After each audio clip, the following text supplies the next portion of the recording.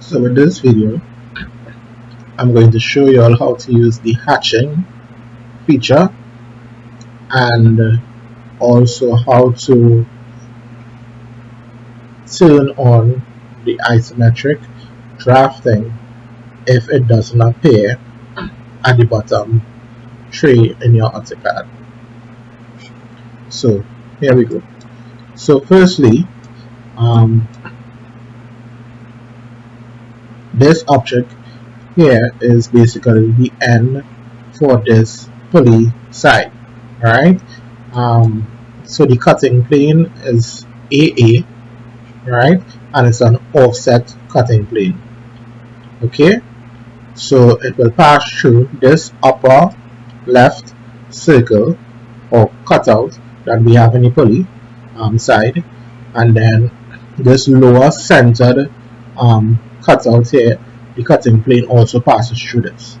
So obviously when we look at it from the end, we would see a rectangle, and then we would have two smaller rectangles indicating or representing the holes for each.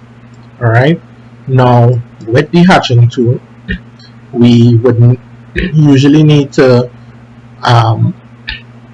we are basically hatching the area. Right now, one thing you need to know is that when hatching, the entire area must be enclosed by lines. Alright, if it is not enclosed by lines, then most likely the hatching will come outside of the object, outside of the area that you want to get hatched.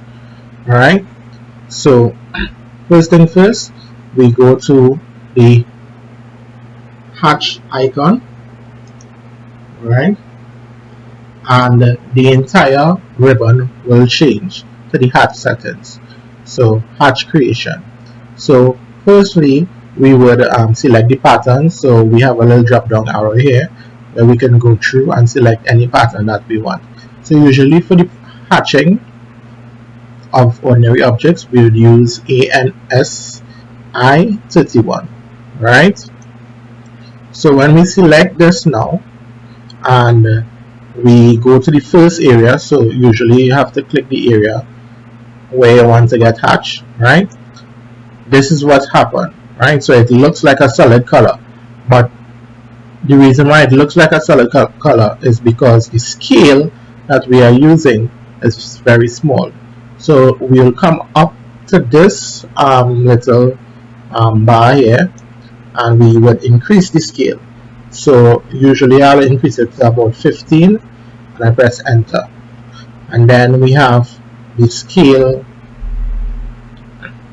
We can now see the hatching lines here, right? If this is too small, we can move on. So let's say 25, and we press enter, right, and we'll see that change. Okay, so we go back to the hatching. It will usually stay on the last settings, right? So the scale is at 25, and we have the hatch pattern as ANSI 31. So we want this area here now, right? And then we want this area, right?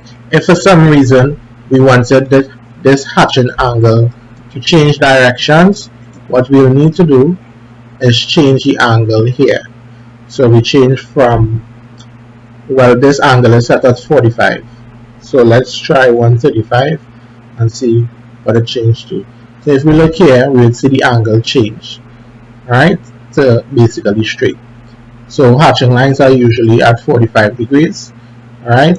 So this particular pattern is set at 45 degrees. So we can leave the angle at 0 and we'll be good to go there, all right?